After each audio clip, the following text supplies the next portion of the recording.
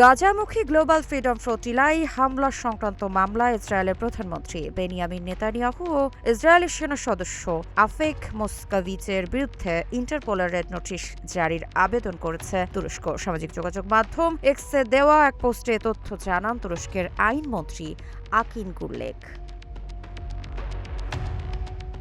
গুরলেকের পোস্টের পর ২০ আগস্ট তুর্কি প্রেসিডেন্ট এরদোয়ানকে ইহুদি বিদ্বেষী স্বৈরশাসক বলে আখ্যায়িত করেছে ইসরায়েলের প্রধানমন্ত্রীর কার্যালয়। একই সঙ্গে মধ্যপ্রাচ্য অঞ্চলকে অস্থিতিশীল করার জন্য তুরস্ক প্রচেষ্টা চালাচ্ছে বলে অভিযোগ করা হয়।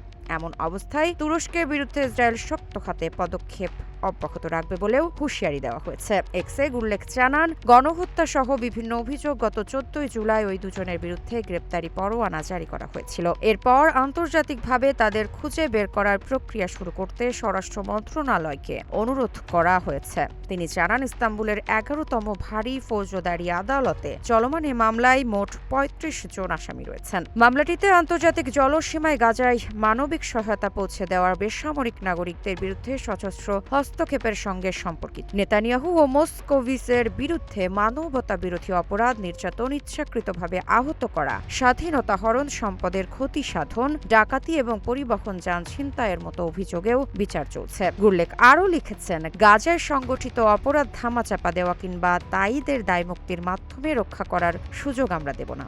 গত মে মাসে তুরস্কের নেতৃত্বে গাজার উদ্দেশ্যে যাত্রা করা এই একটি নৌবহরে ৪০০ এর বেশি মানবাধিকার কর্মী ছিলেন। জানা যায়, নৌবহরটিকে আন্তর্জাতিক জলসীমায় আটকে দেয় ইসরায়েলি বাহিনী। পরবর্তী সময়ে কর্মীদের সঙ্গে অন্যায় আচরণের ঘটনায় আন্তর্জাতিক অঙ্গনে ব্যাপক ক্ষোভ সৃষ্টি হয়। এ ঘটনায় ফ্রান্স, ইতালি ও অস্ট্রেলিয়ায়ও বিচারিক কার্যক্রম শুরু করেছে।